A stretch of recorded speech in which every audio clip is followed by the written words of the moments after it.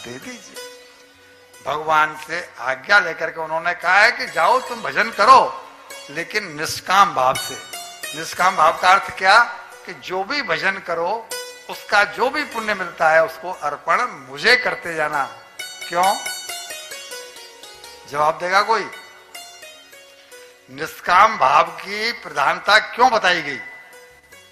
निष्काम भाव से भजन क्यों करना चाहिए?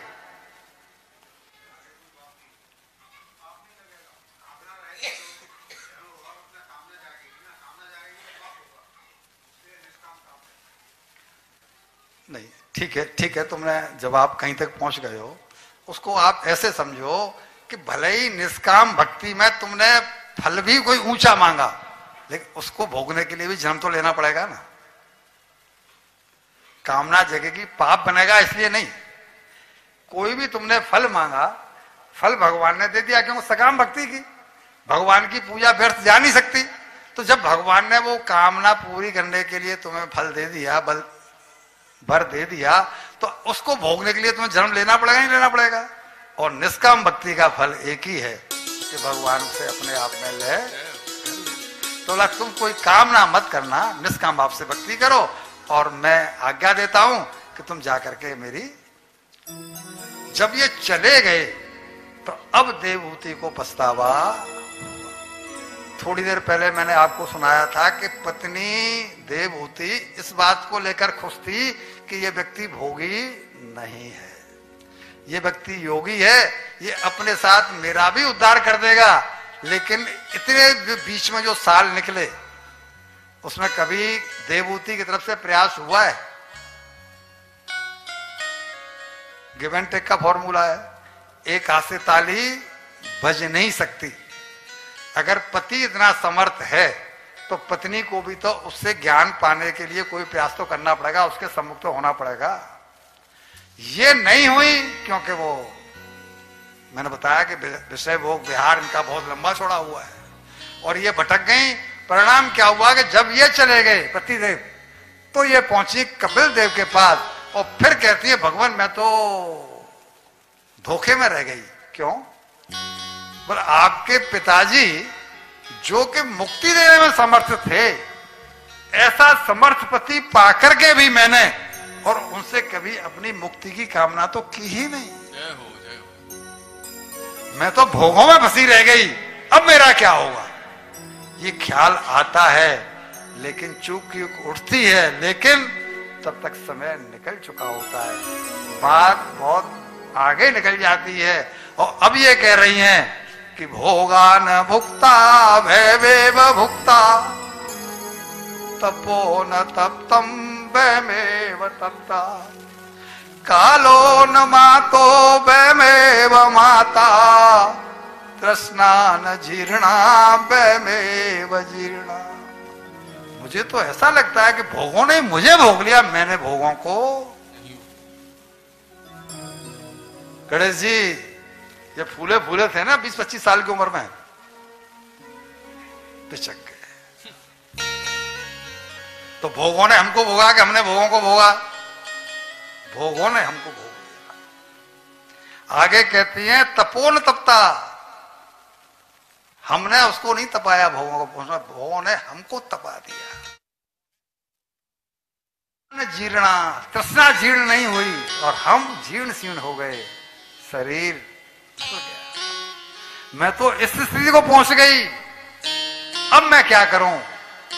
आप ही कोई रास्ता बताओ। आप तो भगवान हैं, भगवत स्वरूप हैं, मुझे मां बनाया, मैं आपकी मां हूं, लेकिन आप तो भगवान हैं।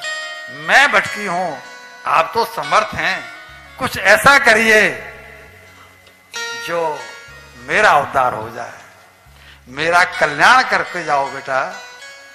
डोंगरे जी महाराज कहते थे होती हैं गलतियां हर इंसान से, मगर होती हैं गलतियां हर इंसान से, मगर कुछ जानते नहीं और कुछ जानकर भी।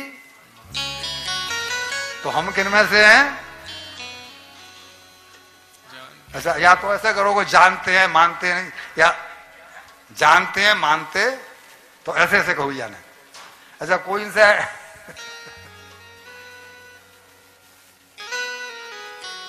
गलती हो जाती है तो माना, लेकिन वो कहते हैं भाई इंसान है, हो गई, लेकिन कम से कम जब भान हो जाए तब तो मान लो।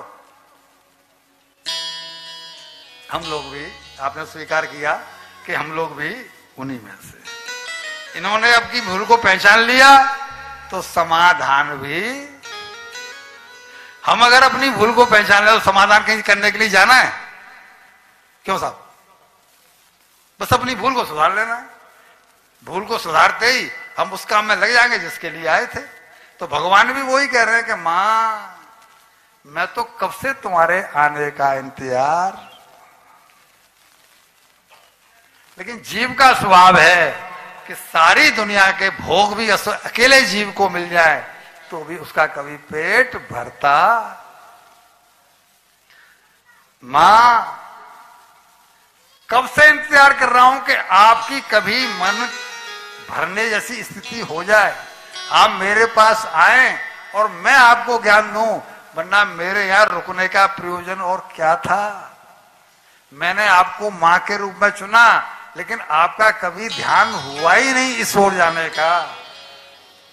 मां, जीव का ये जो मन है ना, मन है एव मनुष्याणाम कारणम बंध मोक्षयो बंधाय विषयासक्तम निर्विषय मन मुक्त। मां, ये जीव का जो मन है ना, यही तो बंधन का कारण है और यही मोक्ष का भी कारण है।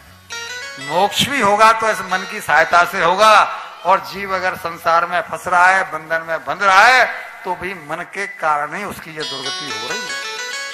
जब जीव इस मन को बांध के मेरी ओर चल पड़ता है तो उसकी मुक्ति के रास्ते खुल जाते हैं। मां, शास्त्रों ने काम की निंदा नहीं की है। मेरे जितने भी संत महात्मा हैं वो सभी ग्रस्त रहे हैं, लेकिन मां, काम से पहले, काम के साथ साथ राम भी होना